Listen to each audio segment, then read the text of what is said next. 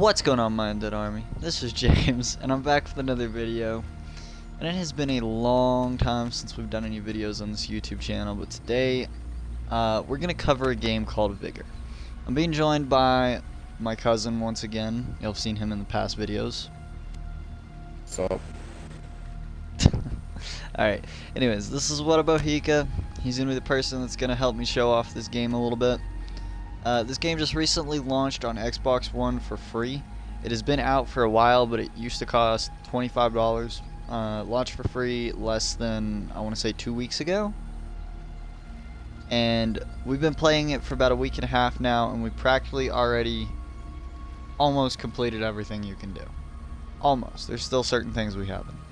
Today I'm going to show off the main hub and a little bit of the game, and then I'm going to make some more videos on this game showing off more areas and more things that you can do over time.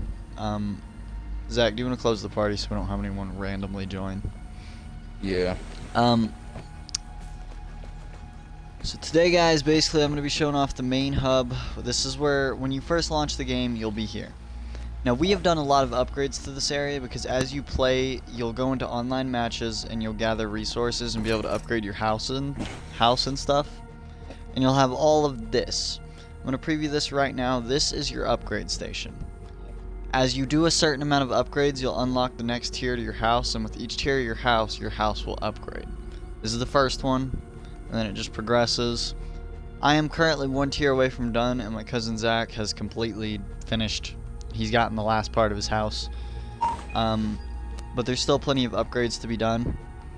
The idea of this game is to upgrade, get as much as you can as fast as you can, and survive. Now, this being the main hub, this is your safe zone. This is where basically you go to gear up, where you take all your stuff, and where you do most of your farming and gathering resources. The main part of this game has to do over here, this map on the wall that will be in the house. This is where you go to start your online matches. You can have up to 2 people in a party, 2 people per team. That's the most you can do. However, if you have more than a couple people, you can each click on the same map at the same time and end up joining the same lobby. We've tested it. It does work. Not enough people are playing it yet. The game started blowing up though, so we kind of figured we can go ahead and do a little bit of a review over it. You'll get daily challenges that will allow you to unlock supply crates and different resources, different rewards, but there's also a supply crate that drops in every online match after a certain amount of time. And this is where you come to open your supply crates. Teach you how to get different versions of it next.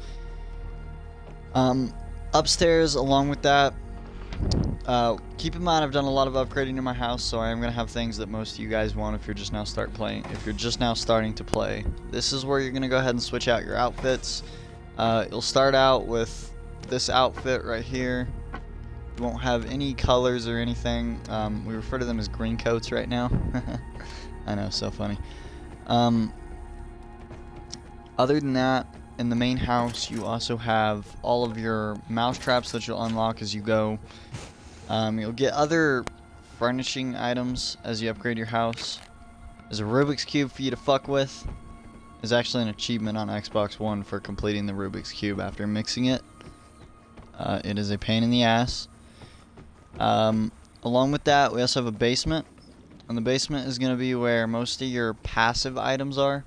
You don't really fuck with anything down here, you don't really gather supplies from anything down here, but you can go to this bench, and this bench is basically where you would go to instantly enter the upgrade section, but from any of the benches you can hit LB or RB to go between your supply crates, your upgrades, your loadout, your matchmaking, your store, your outfits. And your supply, well, back to your supply crates, but your upgrades will take time to do. Some of them will take hours, some of them will take days. Really depends. We'll go into detail on that later. In some of these areas, you actually have to do the upgrades to unlock. For example, this room down here in the basement, right down here. This room, you actually have to do a couple upgrades to get it cleared out, to be able to walk in there. These mouse traps will require upgrades to unlock, and they create food. And currently food has no productive use in the game other than seeing how much you can donate. And we kind of have a competition between me and Zach to see who can donate the most, and he's currently Good luck winning. catching up. One of your first upgrades you'll get right here is your wooden log station.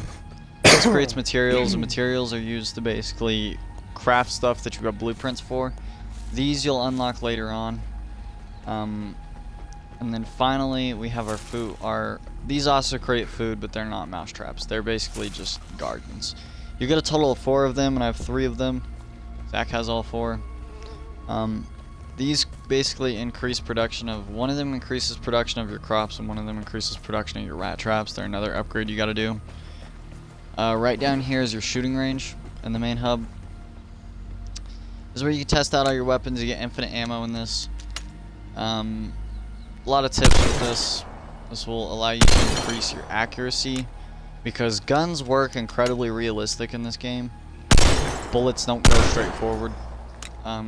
They are going to be a little difficult to figure out, but once you get it down, it'll be easy. Different guns have different firing rates. When you crouch or you go prone, you get better accuracy. Just something you'll figure out in time. Don't forget the single shot that you can switch to. Oh yes, almost every fully automatic weapon you can switch to single shot by pushing down on the D-pad, and switch back to fully automatic by pushing down again. This firing range will help you guys with your accuracy too, and there's actually challenges regarding accuracy that you can start. It's how many of these you can shoot in a certain amount of time. You can get medals. It's a pain in the ass though. Past that, we have our fishing area over here, but the fishing area has no current use. It's something to do with future updates more than likely. And then around the back of the house, which I have yet to preview, here's where you're gonna donate the food that you managed to produce and pull out of lobbies, because you can also get it in lobbies. It's kind of just to show who donates the most, who plays the most, really. It will show between your friends, and I think you can switch it to online leaderboards as well. And this right here is a radio antenna that you'll unlock later that produces crowns. Crowns are kind of the big currency in this. They allow you to boost games, buy items out of the store, and you can collect them from supply crates, completing challenges, and over time from your antenna. You can also buy them, but it's not, I wouldn't buy them. This store right here is where you're going to use your crowns most if you want to get skins, cosmetics, but you can also use them to boost supply gathering in game, to increase the amount of materials and the rarity of the supply crate that drops. Everyone can do it, and you can get up to 700% extra loot, and I think the final upgrade on the loot chest is a gold, is 2 legendaries and the military grade. Yeah, 2 legendaries and a military. And right here is where you're going to go into your online missions. Now, here's the very important part. Before you go into any online mission, you want to go to your loadout station, which is basically right here. This right here is your loadout. This is what you hold, what you're carrying, and right here is all of the extra stuff you have that you can bring in. All your guns, all your ammo, all your heals, and right here is all the resources you have in total. Don't worry about the resources. That's just basically what you're going to gather to get your upgrades. But anything you take into an online match can be lost if you are killed. Anything you manage to make out with, you keep though. So for example, if I brought a shotgun into the game and I got killed, somebody would be able to take my shotgun, and I wouldn't get it back because I died. But let's say I killed someone and took their shotgun, I could come out with 2 shotguns. So, Zach, do you want to go ahead and join? I'm joining now. Alrighty. Alright, so because this is a preview of the game, guys, we're going to go in with basically ground level loot, a shotgun and a pistol. I'm going in with an M1 1911, which is a higher tier pistol, but it's basically the same thing. No, it just holds a little more. We're going in with a silver pigeon, which are one of the weapons that you actually start out being able to make. One thing I do need to say is when you upgrade your table, you'll be able to craft more weapons the higher tier it gets, but it will require materials. And Alright, plans. so Zach, you ready? And plans. You'll need plans to be able to craft them. But you'll unlock plans from crates, and I think you can even find them in the battlefield. Alright, assuming the matchmaking can't be entitled. This game does have a lot of glitches, guys. Like, a ton. So it has very bad server issues right now, but we're hoping that pointing these problems out will actually bring attention to the devs and have them fix it. Hopefully. Alright. And Still doing that. What the fuck? my game crashed. That's why it's doing it. Anyways. Wait for him to get back on, boys. His game crashed. It happens, especially with this game, but it's not super common. Like I said, this game has a lot of issues right now, though, so they're still being worked out. This game has gained a lot of popularity over the last few days, too. By the time you're done upgrading your mouse traps, you'll have a total of 4 by the time your house is fully upgraded. You'll have a total of 4 plants, you'll have a total of 4 material gathers, you'll have a metal creation, a scrap bin basically. And the higher tier you get, it produces more metal parts, which is another resource you need to upgrade. It actually costs metal parts to make the metal part generator, but it just generates them over time. The higher tier, the more it generates. The antenna is one of the biggest catches, though. The antenna generates your crowns, which are used to buy cosmetics and produce and increase gathering rates and all kinds of shit. But it requires electronics, and as you can see from my level 4 upgrade, 36 hours. So it takes a while to upgrade the antenna.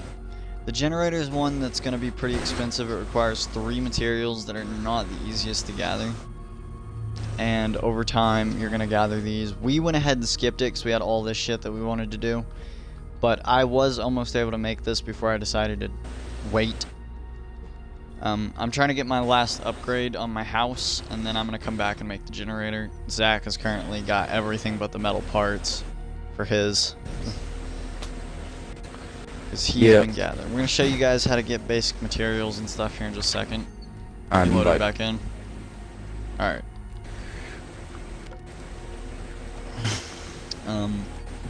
Like I said, anything you manage to get back to your house too, guys, it's basically secure as long as you don't take it back onto the battlefield. Alright, good to go. Alright, matchmaking cannot be entitled unless your team. Why is it doing that? Can you see if you can start one or if it's doing the same to you? Alright. Or are you still loading it? Looking for an encounter for you? Not yet. No, it is not. Alright, disband the team and restart. Alright. This is the first time I've had this many fucking problems with this. It's like you're making a video, let's fuck up. Game preview, just like Ark, just like 7 Days to Die.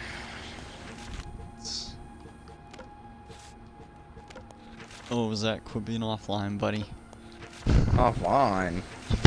It says you're offline. What is up with this right now?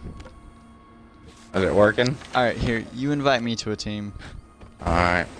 And guess whose game crashed again? God damn it. Alright, I'm gonna preview this with a solo then. Go for it. So guys, I'm gonna go in as a solo. You can actually switch to the team if you don't have a teammate, but it will put you in a game with a random person, which I wouldn't advise doing that. Because some people are assholes and they do lure you into traps to get you killed if you follow your teammate. Because people will kill do you that. to take your weapons. And kill you to take your weapons, especially if you have high tier weapons, because some of the weapons in this game require hours to craft and an insane luck pool to actually get. For example, we have the highest tier weapon, which we refer to as a FRMAZ or a P90. What was the other title? P90. Call it a FRMAZ or a P90 because it kind of looks like both. Looks nothing like a FRMAZ. And it's the fucking Modern Warfare 2 FRMAZ, bro.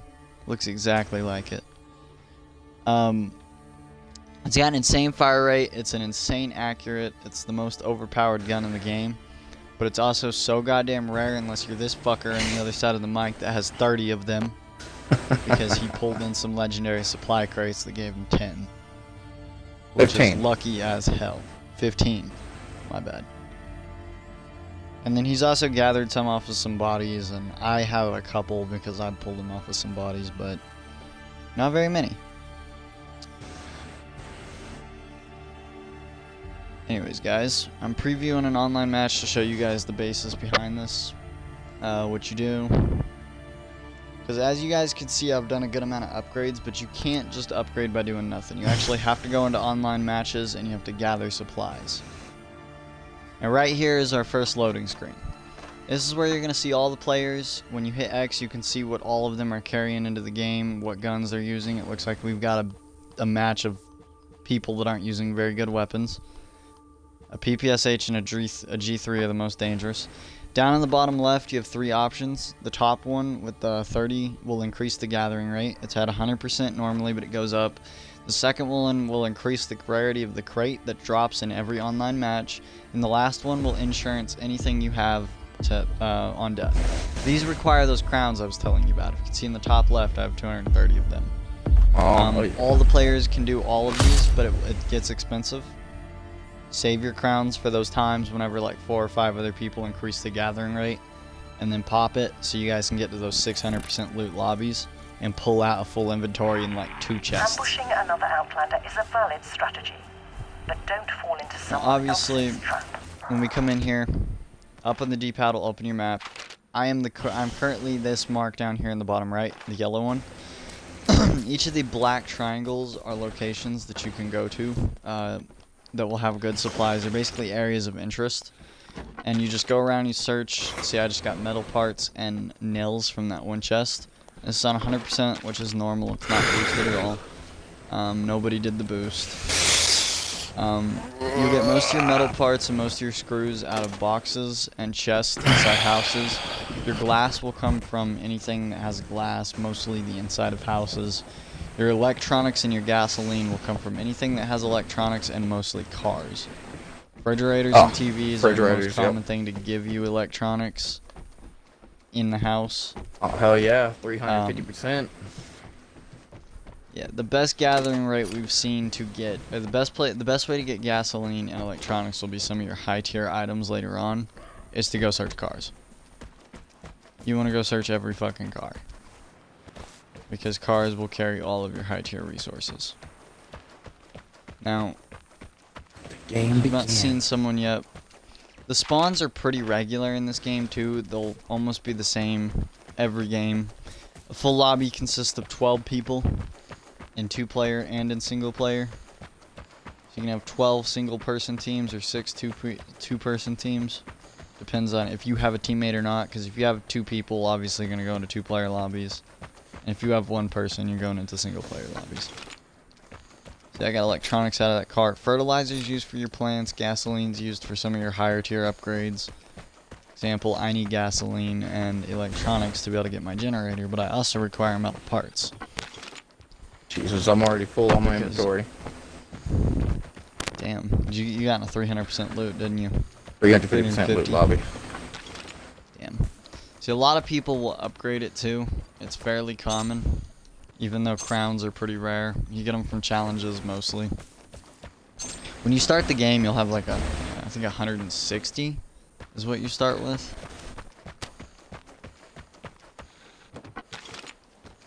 Alright, so the airdrop zone has been changed. In the map, there's a radio tower that will give you the position of all other players, which I just got marked with. That red symbol up top will tell you, or white now. There's a comm station where you can change the drop location and move the drop and know exactly where it's going to land, because it lands in that green circle, but if you hit the comm station, you know the exact spot. And then there's also a safe that requires a good 60 seconds to open. But if you manage to open it, it's usually got decent loot in it. The higher tier the loot, the more too. I've gotten a golden P90 out of it once, so it is worth it on those higher loot lobbies. I don't personally go for it on the lower loot. There's a spawn on this island over here usually. I'm not seeing anyone that spawned over there, but we aren't in a full lobby, so it is possible that nobody spawned over there. And since not a lot has been looted. Alright. Those were 2 gunshots. I heard them in the background. That means there's someone around us.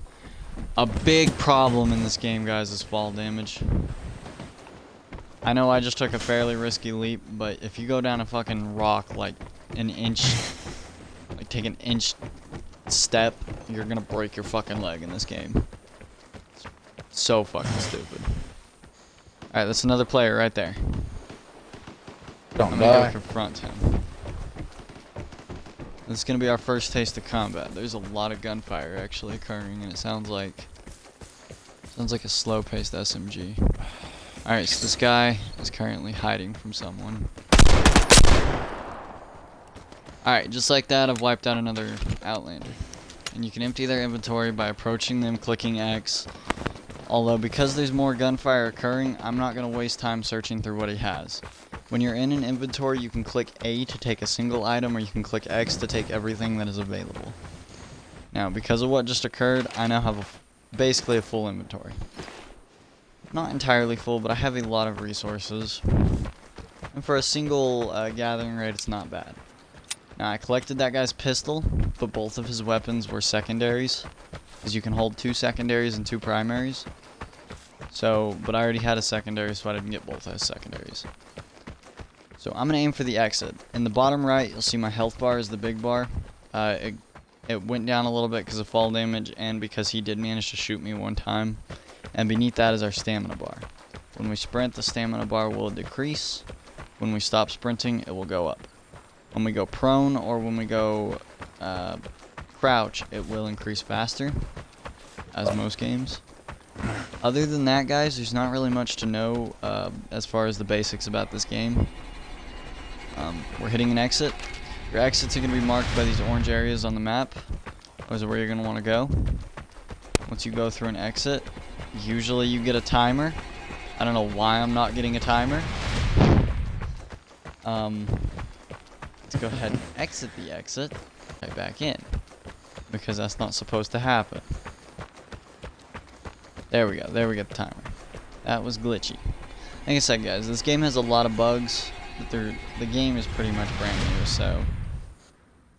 But once the timer is up, you return to your safe house. If you die, you lose your shit while you're out in the battlefield and anything you had on you. So, if you manage to make it back, you get all of that loot that you brought back. So you can go in with a knife and come out with a full inventory of loot and 4 guns if you're good enough. Your challenges are a basic way to get most of your supply crates and your materials without actually having to scavenge. Your challenges will be different each time, though. But other than that, guys, that's just a basic overview over the game Vigor. And for you there's a lot of achievement hunters problems out with this there, game. there's a achievement for going in with a full inventory of weapons. Yes, there's a lot of achievements, but one of the first ones you guys should get is to go in with 4 weapons. So don't be afraid to go in with a full inventory. Take 2 knives and 2 Tommy guns. Yep. Tommy gun will be Basically, the first come weapon back you'll and you get. wanna. Your materials will automatically dequip, but any items that are ammo, guns, or medication, you'll have to unequip yourself, guys.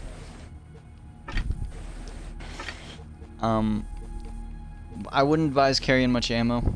A lot of people do, which I don't understand why, but it is what it Ton of is. ammo. I mean, I have a good amount, but I still don't like bringing any more than what's necessary. Anyways, guys, that's a brief overlook over the game Vigor. So, seeing as this game's probably about to start hitting YouTube as a fucking storm, I'm gonna go ahead and end this video here, guys. Make sure you hit that subscribe button if you enjoy the content, and hit that like